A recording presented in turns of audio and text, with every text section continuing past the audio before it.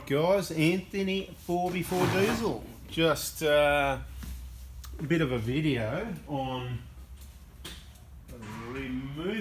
the removal of the fuel pipes at the common rail end, if you like. Okay, now I'm using one of these crow's foots we supplied you in the injector kit, right?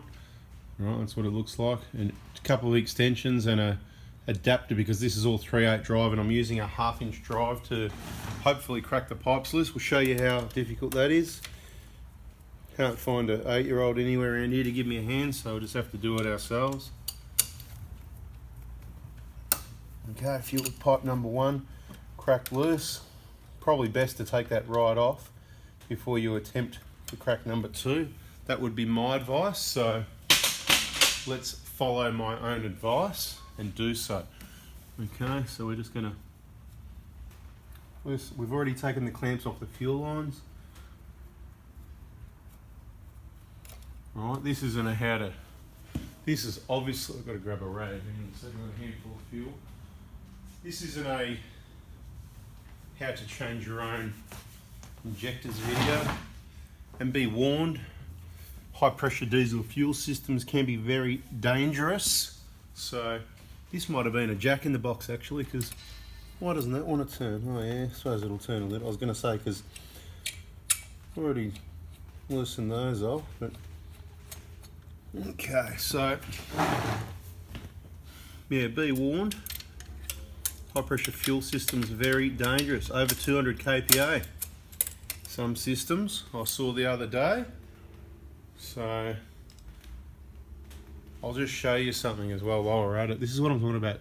There's lots of reasons to replace the fuel pipes, but there's even, I don't know if you can even see it, but there's, no, it's probably not focused, but there's dirt and grit on the end of that pipe. Like, the chances of being able to get it out, there's a couple of little tricks that I do, okay?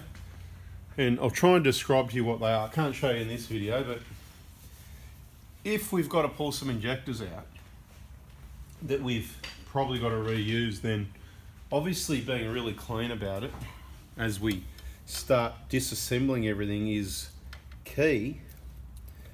And you know, I can't multitask, I'm just trying to get this crow's foot on.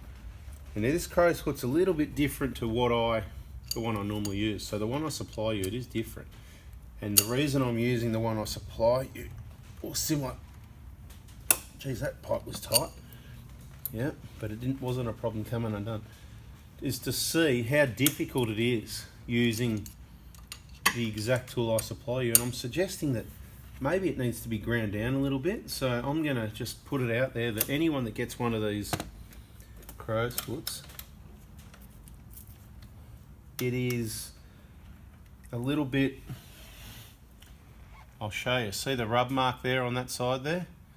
Particularly on number 2 fuel pipes where your problem is, right? What you want to do is we need to grind that down a little bit, okay? So feel free, if you do get an injector kit and you get one of these, this isn't the most ideal crow's foot. It'll get the job done, but we want to make it easy as possible. So the problem is, right,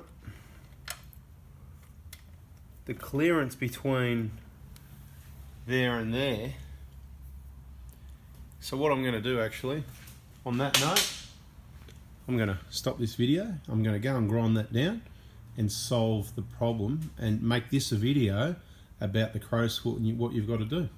Okay, so I'm going to try and do this for you just to make it a bit easy, because we're into making things easy and this is how we roll. So, you know, you can go and get yourself a crow's foot, whatever, but it's not always ideal. So what we found is, and this, we did the same thing with ours, the Sid Chrome one, is we needed to grind a little bit off, right,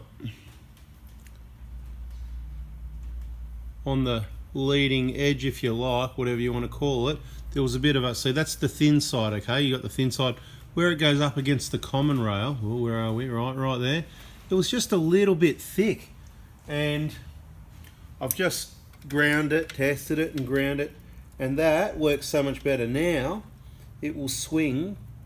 And I've used this before, it was a while ago, because of course I wanted to make sure it worked, and I don't remember having that issue. So obviously in the manufacturing of these little suckers, maybe there's some variations, whatever, right? There was on this side there was a on this side here there was a like a bit of a proud bump there. So what I'm saying is, feel free, if you get one of these in the kit and you need to get the grinder or the file or whatever you want, you need to take a couple of millimetre off at that side there. It's not going to reduce the strength down by anything that matters. You can see there's still plenty of meat there. Right, plenty there, but much better.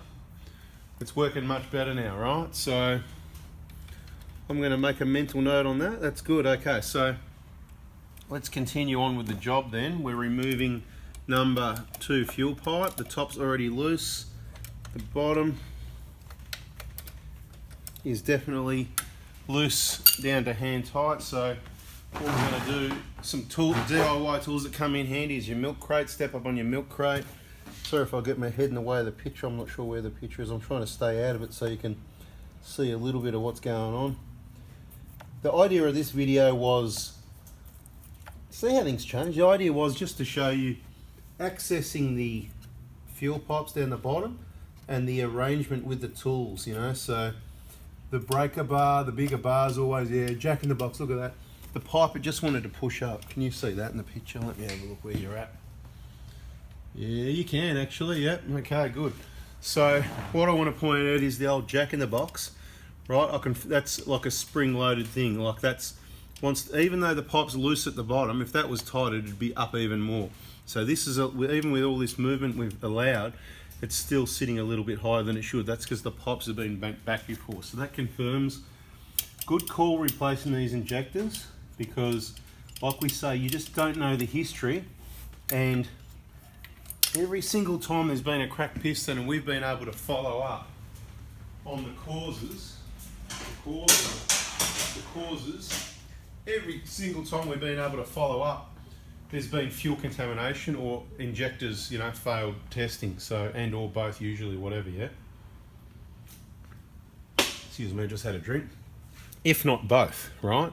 Usually bad fuel, okay? So, number 1, number 2, as I said, with that stay out of the way makes it easier. Let's see how easy or how hard it is, right? We're going to get in there with the crow's foot. It's on. Get our bar. Click that on. And bada bing, right? That one's already cracked loose. Now we're going to go into number 4. Of course you can't see what I'm doing, but I'm describing it so you can get familiar with it by watching what I'm doing and listening. This isn't a how to do your injectors video. This is just little bits and pieces, tech tips, information, right? That one's already, see how easy it was? It's not hard to get these fuel pipes undone. It's not hard to torque them to specification, all right? So all the fuel pipes are loose. I'm just having a bit of trouble getting that tool off. It's just wiggle, wiggle, wiggle. No, see, it came off. Didn't want to come out. So what we're going to do is get our hand back down there and get that crow's foot out of there. Come on. Come on. Jeez, what's going on there? That's interesting. Oh, it went down beyond where the nut was. Anyway, there she is. We got her back, a specially modified one now. Now I'm going to have to start grinding them all down. Sounds like a weekend job to me. So the crow's foot that we supplied definitely works, but it is made easier if it's got a little grind mark on the left hand side, which I have just described pretty well in the video. This may help anyone, you know, anyone you got your own crow's foot. You might need to go and give it a bit of a grind to make things easier for you. Right, fuel pipe removal procedure. There's limited clearance. This is why we take the throttle body off, right? There's not a lot of room, right? With the hoses and the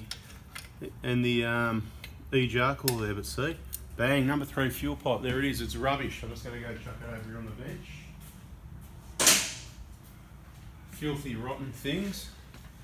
Filthy, rotten dirtbag. Now, number 4 might look like it's a bit harder to get out. We're just going to undo number 4 fuel pipe at the top, all the way. This would be different if we were reusing the injectors and the pipes or anything like it. We'd take even more care and even clean this up even more. Right, so that pipe's completely disconnected and sitting there. Now we just carefully maneuver. It is easy with the E-jar valve off, but that wasn't hard. There it is. It's just a bit of a fiddle, I suppose. Depends what you're used to. Got to fiddle around a little bit, but that was pretty easy, wasn't it? So, what was it? A few minutes plus a few minutes in total. What's this? 10 minutes? Whatever, right? So 10 minutes, okay, to crack those bottom 4 loose and get them undone and get the pipes right off. What are we going to do now? Well,